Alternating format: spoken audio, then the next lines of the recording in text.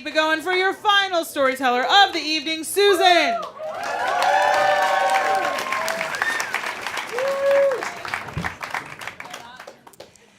It's 7 a.m.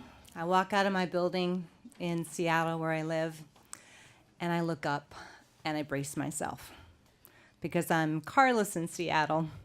And so to get anywhere, I have to walk up this steep hill. And I have a love-hate relationship with this hill. The hate, more so.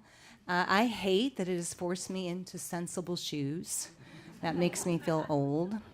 I hate that I have yet to get to the top without breathing hard or sweating, even though I have just showered.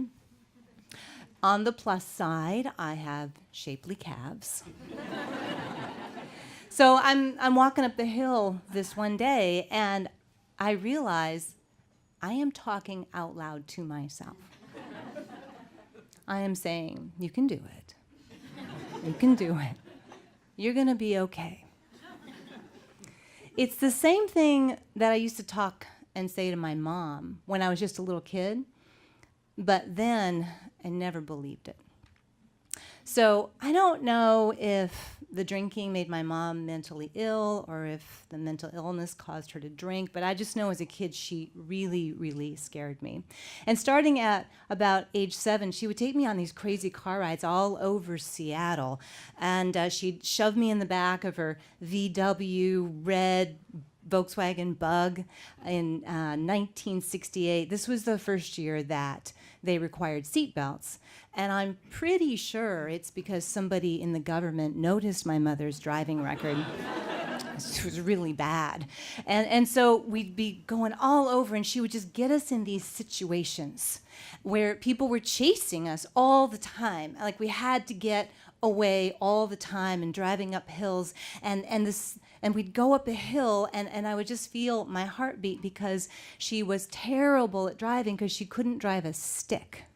And I'd get up, you'd see the light, and you're like, please, please, please let it be green, because otherwise here comes the brake, and she's revving the engine, and if she doesn't make it, we're going to roll back and die, and then we're going to run into the people who are chasing us, and it would just drive me into these panic attacks. So I would lean forward like I could will the car up the hill. I would just lean forward, and she'd be going up the hill, and I would just fix my eyes on the evergreen tree air freshener that she would have on the rearview mirror and around swirls of smoke. And to this day, that smell just makes me nauseated. And I would start to say out loud to her, it's okay. You can do it. You can do it. You can do it. And we'd just get to the top of the hill, and okay, we got there this time. But with my mom, there was always another time. Always another time.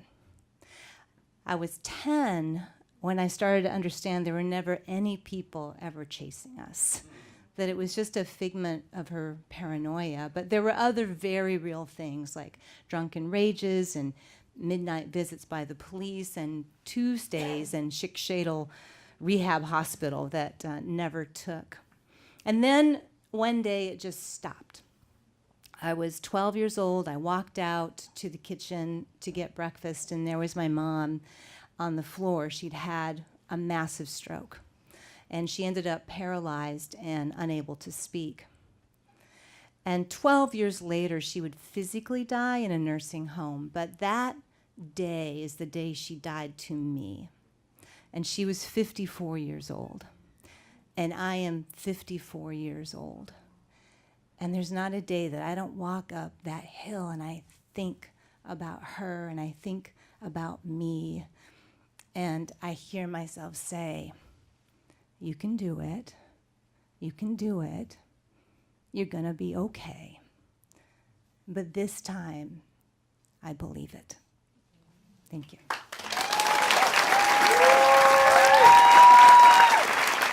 Keep it going for Susan.